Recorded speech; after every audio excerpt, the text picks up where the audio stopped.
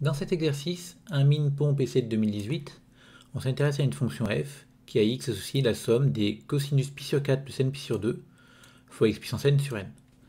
Donc les questions qu'on vous pose, c'est d'abord déterminer le rayon de convergence R de f. Alors effectivement, f s'écrit bien comme la somme d'une série entière avec le x puissance n, puis d'expliciter f de x. Donc pour faire ces deux questions-là, donc la première question, le rayon de convergence, donc il y a deux manières de faire les choses.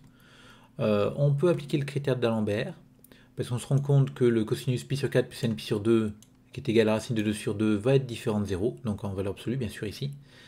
Et comme il est différent de 0, pour tout x différent de 0, si je pose mon un de x est égal à cette quantité-là, cette quantité est non nulle, je peux donc calculer un plus 1 sur un, qui tend vers x, donc je passe un peu le détail mais ça marche bien. Et du coup le critère d'Alembert pour les séries numériques me dit que si la valeur absolue de x est plus grande que 1, la série diverge. Si la valeur absolue de x est plus petite que 1, la série converge. Donc mon R est plus petit que 1 à cause de la divergence, plus grand que 1 à cause de la convergence, et donc finalement le rayon de convergence est égal à 1.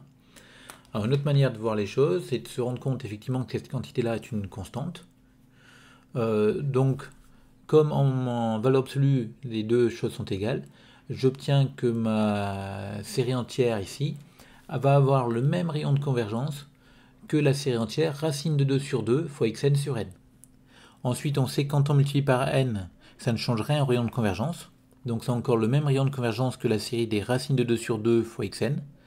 Le racine de 2 sur 2 est une constante que je peux enlever, ça ne change rien au rayon de convergence. Donc finalement, c'est encore le même rayon de convergence que la série des xn. Et ce rayon de convergence est égal à 1. Donc vous voyez, on peut faire ça tout à fait autrement. Bon, ensuite, expliciter f de x. Donc ce qui nous embête le plus là-dedans, parce que ça on peut l'écrire sous une forme exponentielle et donc après voir quelque chose de géométrique, c'est le sur n. Donc pour faire disparaître ce sur n, on va dériver. Donc sur moins 1 ouvert, ma fonction f est classée infinie parce qu'elle est développable en série entière. Et je peux calculer la dérivée, donc f' de x. Ça va me simplifier les n ici. Je vais avoir cette écriture-là. Et en changeant d'indice, je me ramène à celle-ci. Donc maintenant, j'ai plus le sur n, donc je vais pouvoir essayer de voir ça comme une série géométrique en passant l'écriture exponentielle. Et j'ai le droit de le faire, ce passage à l'écriture exponentielle, parce que cette série ici va converger. Alors ce que j'ai tout le temps le droit de faire, c'est d'écrire ça, c'est la somme des parties réelles de EI pi sur 4 plus n plus 1 pi sur 2 fois xn, pas de problème. Mais ce que je n'ai pas toujours le droit de faire, c'est de sortir la partie réelle. Pour que j'ai le droit de sortir de la partie réelle de la somme, il faut que cette série complexe converge. Et pourquoi est-ce qu'elle converge, cette série complexe? Le module de cette exponentielle-là est égal à 1. Et donc en fait, cette série entière aura le même rayon de convergence que la série des xn, c'est-à-dire 1. Et du coup, on n'a pas de problème particulier ici. Vu que mon x est compris entre moins 1 et 1, tout va bien. Donc cette série-là va converger. Et du coup, maintenant, je vais pouvoir la calculer. Donc à l'intérieur, j'isole le exponentiel i pi sur 4 fois exponentiel i pi sur 2 puissance n plus 1.